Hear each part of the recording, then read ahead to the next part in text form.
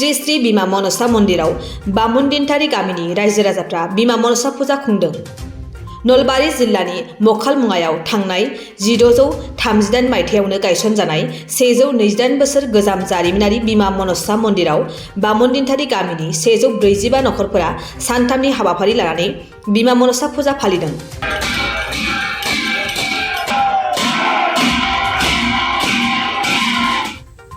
सानथामनि हाबाफारिजों खुंफुंनाय बे फुजायाव दिनै बोरमा, फारौ, हांसोनि बोलि होना एबा उदां खालामनानै बामुनदिनथारि गामिनि रायजो राजाफ्रा बिमा मनसाखौ फुजिनायखौ नुनो मोन्दों। मख'नो गोनांदि बे श्री श्री बिमा मनसा फुजा फोरबोआव सोरनिबा नखराव माबा मोनसे उसुबिदाफोर जायोब्ला बे मन्दिराव बोरमा, फारौ, हांसोखौ मुं लाना इसोरनिसिम होगोन होनना फोरमायोबानो जाफुंसारो होननानै गामिनि रायजो राजाफ्रा फोरमायो। बे जोंनि गामिनि गोथार सानबो बुंजायो। जोङो आबौ आबैमोननि दिननिफ्रायनो बे मनसा फुजाखौ फालिबोबाय दोङो। दिनैसिम 1938 सननिफ्राय दिनैसिम जाबाय, दा सोलिबाय दोङो 2022। मथा मथि 128 बोसोर 128 सोलिबाय दं आरो दा आबौ आबैमोना जाबायदि देखायलांदो, खोथैलांदो, बोलि बिधानखौ मानिलांदो, बेबायदिनो दा जोंबो फालिबोबाय दोङो। दा जि एरिदो दा गोसोआव सिबिनाय दोङो। दा जाय खायफाया बोरमा एरियो आग बारायो, खायफाया हांसो आग बारायो, खायफाया फारौ आग बारायो, बिदि दिनैसिम सोलिगासिनो दङ। दा दिनै हर फुजा, गाबोन जोंहा फुंबिलियाव फुजाया जोबगोन। बे सानथाम फालिनाय जायो आरो बोसोरथामनि उनाव।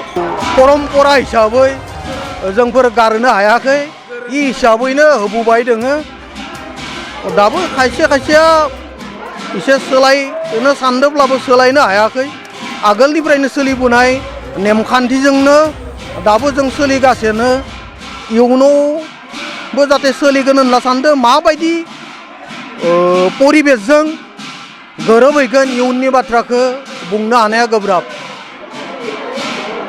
इयुनाव जाहाथे बेबायदिनो गासैबो जोंनि बामुनदिनथारिनि लोगोसे बे ओनसोलनि मानसिफोरनि हेफाजाबनि गेजेरजों बे मा मनसा फुजाखौ दैदेनलांनायाव मोजाङै जाहाथे दैदेनलांनो हायो, बिनि थाखाय इयुननि दैदेनलांनायाव जाहाथे मा मनसा फुजा आरो लोगोसे जोंनि ओनसोलनि सुबुं माहारिया जाहाथे हेफाजाब होलायनानै बेफोरबायदि गाजा गोमजायै खुंफुंलांनो हायो मोजाङै मोजां। बेनि थाखाय जाहाथे आइ मनसा मायाबो जोंनो बोर सारस्रि हरथो आरो जोंनिबो हेफाजाब नांलायगोन, गासैनिबो अननाय आरो बिदा फंबाय सानलायनानै मोजाङै संसार जालायनायाव मा मनसाया जाहाथे हेफाजाब होयो, बिनि थाखाय मा मनसा फुजानि खाथियाव आर'ज गाबनाय जाबाय। बेवहाय फैयो, एसामिस फैयो आरो जा मानसिया गोसोआव बुंना लायो एबा गोसोआव मोनसे हास्थायना लायो, आवगायना लायो, जाय बुङो जे जोङो फैगोन बे फुजाया जोंनि 3 बोसोरनि गेजेराव जायो। 3 बोसोरनि गेजेराव जायो।